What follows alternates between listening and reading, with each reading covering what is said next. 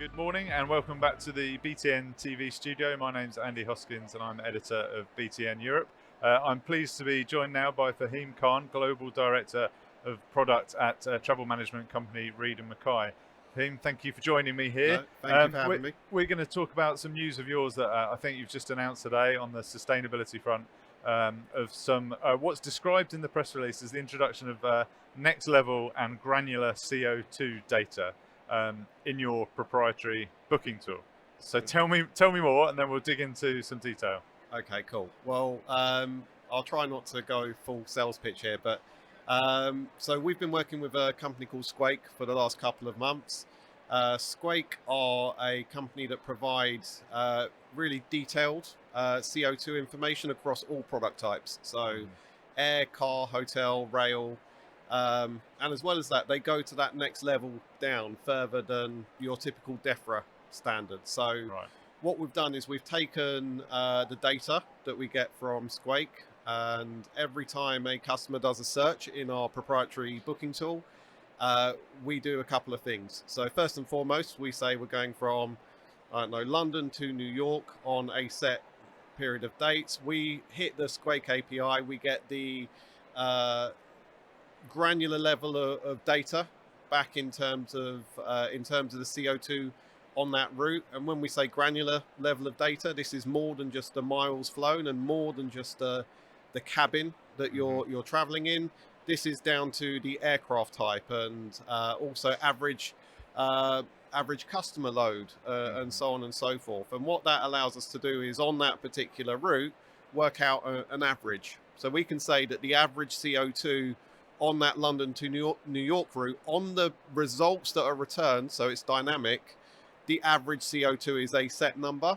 And then with the results, we're able to say that this particular pair of flights or flight is 10% below the average CO2, or this one's 10% more than the CO2.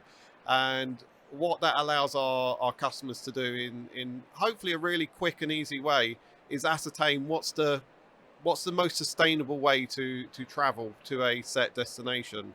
As I said, it's not just air. We've covered hotel and car and rail as well. So with hotel, we're going down to the room level. So within a particular hotel, you may have one room that is a little bit more carbon neutral based on the space versus another. So and that applies to rail and car rental as well. Yeah. So that the hotel part of that has always been a bit of a challenge. So to hear you're trying to do that almost room by room, sounds quite progressive. I mean, how many hotels are able to supply that data to just Squake, presumably? So there is still a level of in terms of things that are averaging out. So the way in which it's looked at is by city and also by hotelier type and also by size of room. Similar to how the calculation works with air, if you're in economy, you're taking up less space, and the same when it comes to hotel. If you're in a smaller room, it's obviously taking slightly less space and a lower CO2. But we're really lucky to work with Squake because the data that they provide is some of the best that we've seen out there. So we're really pleased with the results. Okay, and the air data, when you talk about load factors and aircraft type, so I guess with load factors, that's based on historical records. Correct. Yes. Yeah. And having this information at the point of sale, hopefully, is going to influence some companies in the way they behave and the way they book travel. Is that underway already? So it was launched today. So it's been in pilot with a couple of our customers. So we were getting feedback, iterating. So it's gone to general access today. And we know that sustainability is a huge thing for a lot of our customers. What we don't want to do is force people down a route because every company has a different sustainable goal. Some customers are pushing their travelers to take the cheapest flight, and that may be the most or least sustainable. And we've got customers that are absolutely flipped the other way, that say, even if it's more expensive, take a more sustainable option. what we've what we've also seen and what we found from the beta in terms of the customers using it is because we give granular data across flights, hotels, car, rail. Um, when it comes to air versus rail, we've noticed a big shift there. So one Okay. particular customer has seen obviously that rail is a little bit better, but they're able to articulate that to their customers. We have something within R&M Book called a shortlist. And the idea behind the shortlist is you create a number of options that you can come back to later, or you can send out to someone if you're booking on behalf of them. And within that shortlist, it acts as a shopping basket, and you can see, okay, this pair of flights is, I don't know, £100 and the CO2 is X. However, this rail ticket is, okay, £105, but the CO2 is Y. And they're able to compare in real time what the difference in that CO2 is.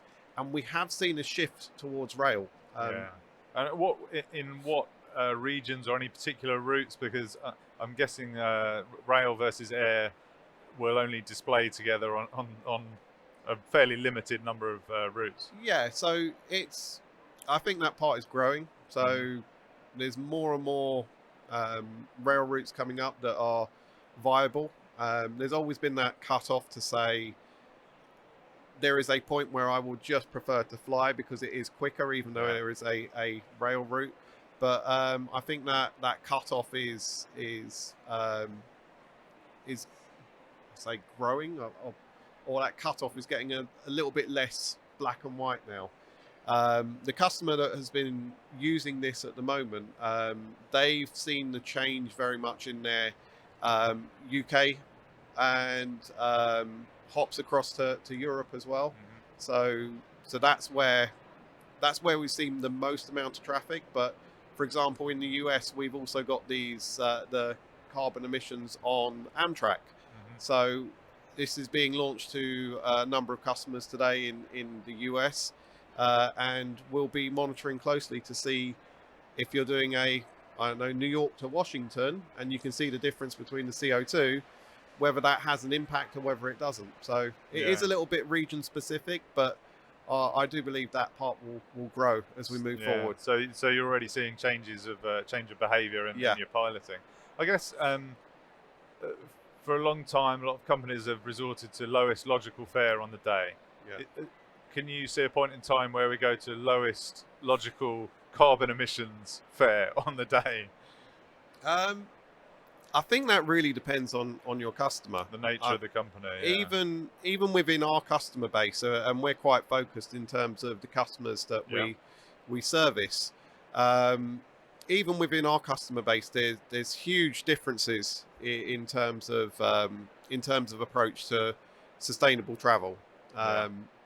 I will say that a large number of customers are looking to travel more sustainably, and it is a really important piece for our clients, but we're keen not to try and force, if that makes sense. We want to provide all of the information that's possible and allow customers to make that informed decision. Yeah, you're providing the tools, and then the customers can do as they please with it.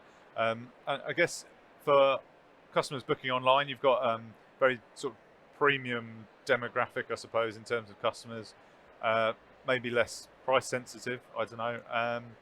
Largely offline, or more offline than some others. No, I'd say there is a good mix. I mean, we're always going to be heavily, I say heavily skewed, but there'll always be that large proportion of offline business for us as an organisation.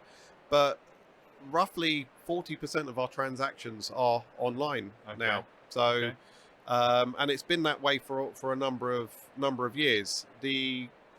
What we're finding and what we're seeing with our customers is the really simple stuff that they just know what to do. It's not complex. It's not multi-sector. Customers are doing themselves, and they have done for years and years and years. What they do have when they book online with us is they do have that experienced consultant behind them if their flight is cancelled, or if weather comes in and disrupts their travel. We have we've got experienced consultants. We've configured and built our products in such a way that we can be sure to re-protect travelers really quickly and easily. And ultimately, if you're a Reed Mackay traveler, for us it's agnostic. We don't mind where that booking source comes from. The main thing is that you've got access to a Reed Mackay person 24 hours a day, 7 days a week, 365 days a year. For that offline portion, those customers are going to have access to the same sustainability, this new data that you're incorporating. Absolutely. So the first launch for us was R&M Book, and as with any product and technology company, we develop iteratively. So R&M Book is launched today. And we have some CO2 information in IQ, which is our agent reservation tool. That is due to the full Squake integration is due to be released shortly. Okay. So just one last quick question then: is it will your customers have to ask to have this switched on, or is it's there? So this is something that we are switching on for everyone. Okay. It's a phased rollout in terms of moving different chunks of customers on, but it officially goes live today, and we're not charging for it. It's something that's just part of the product, and every customer will get to see that. Yeah, fantastic. Okay, well, thank you very much for spending some time with me, talking me through the news today. I wish you all the very best with it, and I look forward to finding out how it goes in maybe 6 months or 12 months time. Cool. Thank you very much.